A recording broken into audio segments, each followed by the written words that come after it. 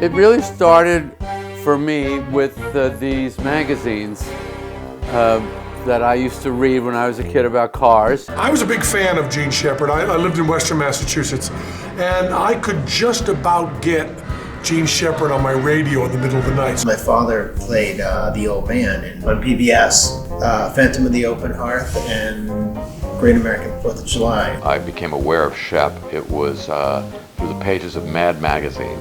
And he had a column in the magazines, and his columns had this personal perspective that I had never really heard anyone else do. To me, Gene Shepherd was really the most counterculture, because to me he was New York. Well, he loved that role, and I still think it's one of the best things he ever did on film anyway. One of the people that appeared in the magazine at one point was Gene Shepherd. And he talked about the personalities of cars. So I glued myself to the radio, and it came in a little bit all the time, and that made it just all the more mysterious and wonderful. I found myself in New York City for a summer, working in an advertising agency as a summer break from college, and there was SHEP on the radio.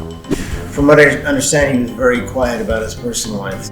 Now I do a show now called Comedians in Cars Getting Coffee, and that show, as far as the way I talk about the cars, is about the personality of the car. The idea of someone just telling stories and talking about what was in his heart was unheard of to me. I'd never heard any form of art like that. Well, I guess it's an idealized family that he wrote about. Old radio was dying or had died. The radio where you stood on a stage with a studio audience. And now it was all happening in a studio just with you and an engineer. It's not the performance or what it costs or the what it can do, but what is the personality of it? He used to do this thing where I just remember so much of what he's talked about, and then since then, of course, finding out that how involved he was with civil rights and how he appears on the Mingus record doing jazz. I'm not writing about my family, I'm writing about the family. He said it's the old man, purposely. I once read a thing that he wrote that he didn't mean it as, this is my father, this is my brother, this is my home. And so it's just you and the audience. And he had mastered that art of translating from standing on the stage. And Gene Shepherd was the one who took me into that viewpoint on things. Gene Shepherd had a show in Jersey, I think it was on PBS, and there was a thing called, I think it was the Imaginary Ballroom or something. And he asked us, we were then a group called, it was both Teller and me, but another person, called the Asparagus Valley Cultural Society.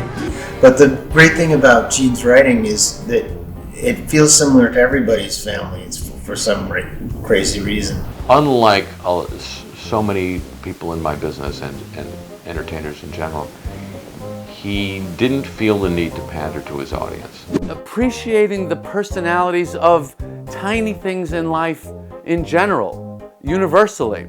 I saw Gene Shepherd speak at the University of Massachusetts. I pretended to be a college student who went to hear him give a lecture there.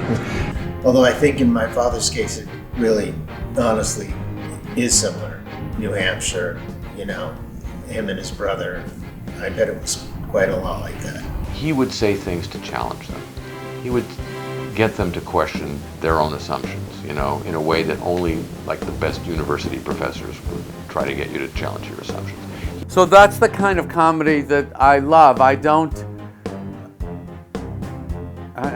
know if it was in me and he brought it out or I got it from him or whatever it is. I remember so vividly the hippies that were there wanting to show him as hating the people that he laughed about, the people with the flamingos on their lawn and kind of middle-class America.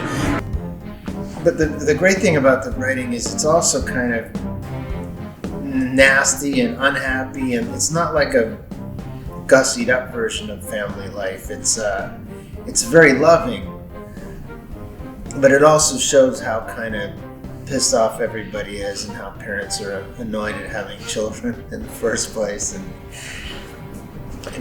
it just feels like real life. That's what's so great about it. He was not going, yeah, it's us, we're against the world. He was, saying that the world is bigger than you think. And this is stuff you probably didn't think about before. This is stuff you probably didn't realize. But it excited me, it propelled me creatively to want to talk about the smallest things in life, because they are windows into the biggest feelings of life.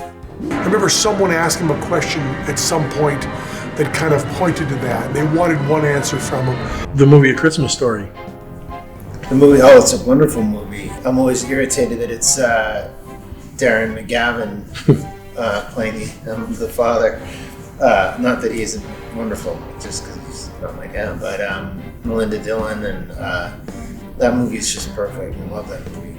And of course, bringing, here he is in, supposedly at that point, the hippest, the epicenter of hipness, downtown New York, on the radio, talking about Hammond, Indiana, talking about life in the Army, talking about these places that are really come as news to a lot of the listeners. I mean, I never was in the Army. It came as news to me. I'd never been in Hammond, Indiana. It came as news to me. It is what I loved about him, and that's what I just thought, this is how you live life. This is how you find joy in life. Very unusual and original movie. They don't really make movies like that ever. Even his writing is like that. It's just I can't think of anything else really to compare it to exactly. And Gene Shepard looked out to that crowd and said, never make fun of anything unless you love it. Never make fun of anybody unless you love them. And boy, is that important. Maybe the most important thing I ever heard. Is seeing the excitement, the drama, the comedy in tiny little moments of life. So he's bringing news of another world to you at the same time that he's bringing a very satirical vision of the world we all knew. That was a really remarkable mixture of content.